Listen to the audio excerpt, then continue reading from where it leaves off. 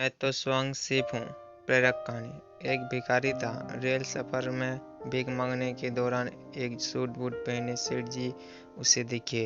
उसने सोचा कि यह व्यक्ति बहुत अमीर लगता है, इससे भीख मांगने पर यह मुझे जरूर अच्छे पैसे देगा। वह उस सेठ से भीख मांगने लगा। भिखारी को देखकर उस सेठ ने कहा, तुम हमेशा मांगते ही हो, क्या कभी किसी को कुछ देते भी हो? भिखारी बोला, साहब मैं तो भिखारी हूँ, हमेशा लोगों से मांगता ही रहता हूँ। मेरी इतनी औकात कहाँ कि किसी को कुछ दे सकूँ। सेठ बोला, जब किसी को कुछ दे नहीं सकते तो तुम्हें मांगने का भी कोई हक नहीं है।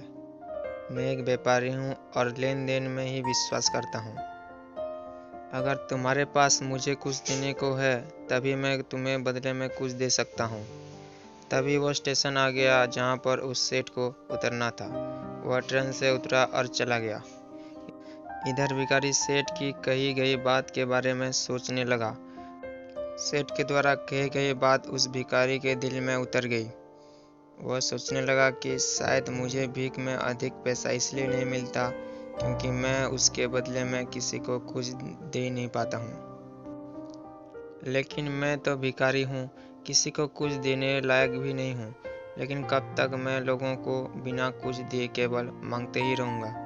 बहुत सोचने के बाद भिखारी ने निर्णय लिया कि जो भी व्यक्ति उसे भीख देगा तो उसके बदले में वह भीख उस व्यक्ति को कुछ जरूर देगा। लेकिन अब उसके भी दिमाग में यह प्रश्न चल रहा था कि वह खुद भिखारी है तो भीख के बदले में वह दूसरों को क्या दे सकता है। इस बात को सोचते हुए दिन भर गुजरा, लेकिन उसे अपने प्रश्न का कोई उत्तर नहीं मिला। दूसरे दिन जब वह स्टेशन के पास बैठा हुआ था तभी उसकी नज़र कुछ फूलों पर पड़ी जो स्टेशन के आसपास के पौधे पर खिल रहे थे। उसने सोचा, क्यों ना मैं लोगों को भीख के बदले कुछ फूल दे दिया करूं। उसको अपना यह विचार अच्छा लगा और उसने वहां से कुछ फूल तोड़ लिए। वह ट्रेन में भीख मांगते पहुंचा। जब भी कोई उसे भीख देता तो उसके बदले में वह भीख देने वाले को कुछ फूल दे देता। उन फूलों को लोग खुश होकर अपने पास रख लेते थे। अब भिखारी रोज फूल तोड़ता और भीख के बदले में उन फूलों को लोगों में बांट देता था। कुछ ही दिनों में उसने महसूस किया कि अब उसे बहुत अधिक लोग भीख देने लगे हैं। वह स्टेशन के पास के सभी फूलों को तोड़ लाता था। जब तक उसके पास फूल रहते थे तब तक उसे बहुत से लोग भीख देते थे। लेकिन जब फूल बांटते बांटते खत्म हो जाते तो उसे भीख भी नहीं मिलती थी। अब रोज ऐसा ही चलता रहा। एक दिन जब वह भीख मांग रहा था तो उसने देखा कि वही सेठ ट्रेन में बैठे हैं, जिसकी वजह से उसे भीख के बदले फूल देने की प्रेरणा मिली थी। वह तुरंत उस व्यक्ति के पास पहुंच गया और भीख मांगते हुए बोला, आज मेरे पास आपको देने के लिए कुछ फूल हैं। आप मुझे भीख दीजिए, बदले में मैं आपको कुछ फूल दूंगा। सेठ ने उसे भीख के रूप में कुछ पैसे दिए और भिखारी ने कुछ फूल उसे दिए। उस सेठ को यह बात बहुत पसंद आई।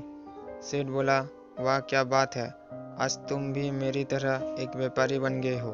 इतना कहकर फूल लेकर वह सेठ स्टेशन पर उतर गया। लेकिन उस सेठ द्वारा कही गई बात एक बार फिर से उस भिखारी के दिल में उतर गई।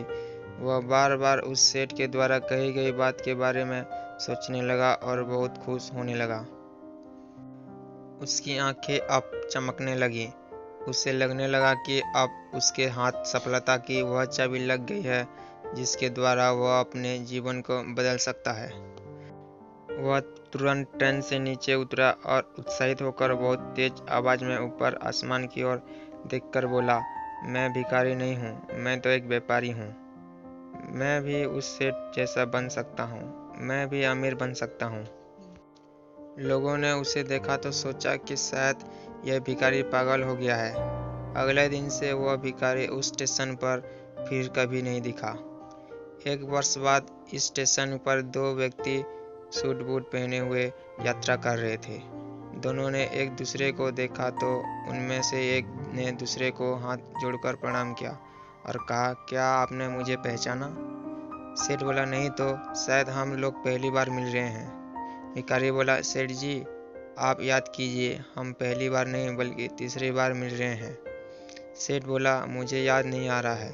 वैसे हम पहले 2 बार कब मिले थे? अब पहला व्यक्ति मुस्कुराया और बोला, हम पहले भी 2 बार इस ट्रेन में मिले थे।